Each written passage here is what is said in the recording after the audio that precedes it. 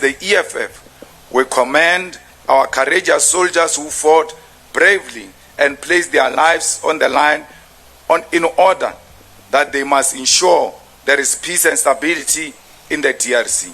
Our soldiers are disciplined and could never question those orders, and they have followed these orders with discipline.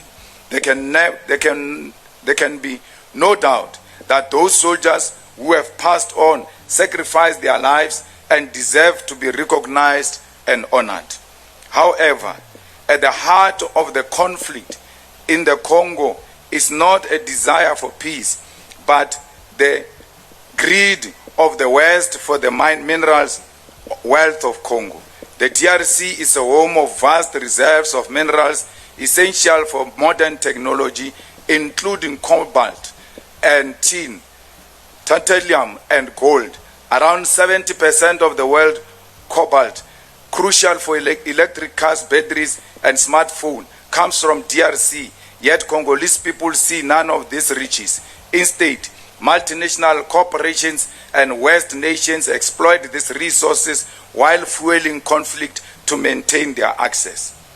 Over 200 companies from the UK and Belgium are involved in the purchasing minerals from the DRC, and these nations directly finance armed groups and perpetuate violence. These corporations and their governments remain complicit, failing to regulate supply chain or hold corporations accountable for using conflict minerals. The chaos in the DRC goes back to the colonial conquest, and today is sustained by imperialist interest to loot the wealth of the DRC. This conflict is equally fueled by ethnic divisions in the region. Comrades, it is here where the influence of Rwanda in the DRC emerges. As ethnic group that fled from Rwanda during the Rwandan genocide and settled in the eastern Congo are used as the basis for Rwanda support for M23 rebel against the regime in the DRC, while Rwanda is simultaneously a proxy of Western interests in the Congo. The conflict in the DRC, therefore, does not require a head of state who suffers from a desire to be a hero at the expense of the lives of our soldiers without an appreciation of the condition that informs the conflict. It is when you do not appreciate the condition that inform the conflict in the DRC that you will speak in folk tongues when you speak to the president of Rwanda and communicate a different message to the people of South Africa. Lies have short legs, Mr. President, and we demand clarity from you because you have sent our soldiers to their death and then antagonized forces in their region, knowing very well you are not prepared for war. It is crucial for fellow fighters to acknowledge this history and ask ourselves what is the specific role of the South African National Defense Force in the Congo, and in whose interest is our mission in the Congo? Whose peace and stability are we pursuing in the Congo? Is peace and stability for the continent, or peace and stability for mining interests of global capitalists? Commissars and fighters, citizens of our great country, and our armed forces who are in the trenches in the Congo, I take this opportunity to caution the President of South Africa, Cyril Ramaphosa, not to fall into the pitfalls of warmongering and not allow desperation to inspire a misguided intervention in the conflict in the Democratic Republic of Congo.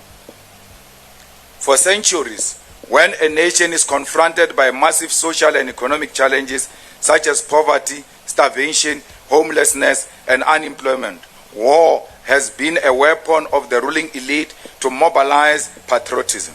Those who have, over the years in modern society, lost of the popular mandate of the people, have embarked on senseless wars, sacrificing soldiers in an attempt to unite the nation behind one common purpose and one common cause. The President of South Africa ought to be careful to not allow fanatics to incite him into war simply because it will give the people who have lost hope in him a common enemy to unite against. The dignity and pride of our army is not harmed because our African counterparts do not respect us. It is harmed because we have interfered in a conflict we do not understand and send our soldiers to fight rebels who are more equipped than us. We are being humiliated in DRC and threatened with war by President of Rwanda because our role of peace in the DRC is questionable, because there is no peace that has ever been achieved through the deployment of soldiers. The South African National Defence Force is not in DRC to pursue peace, but we are participating in the decade-old conflict to secure the mineral interest of the capital elite in the Congo. Our soldiers must withdraw from the DRC, not only because they have not been given the necessary equipment to pursue the so-called peace they are there for, but because the motivation to send our forces to the DRC are dishonest. Our children, our sons and daughters of the South African National Defence Force have been sent to their death because the mineral interest of multinational corporations and individuals must be secured. Our soldiers have been sent to be glorified bodyguards of the mines in the DRC, and this mission has been disguised as a pursuit of peace and a defense of democracy. Bring our soldiers home, because our army should not be a pawn in a game of capitalists which has now exposed the weakness of our military capacity. Bring them home. Hello everyone, please welcome to my channel. I am Mashudu and this is Mashudu Entertainment. Thank you so much you guys for clicking on this video and watching till the end. Please do leave a comment of what you guys think about this. Like the video guys, and most importantly, please subscribe to the channel for more on entertainment and celebrity news.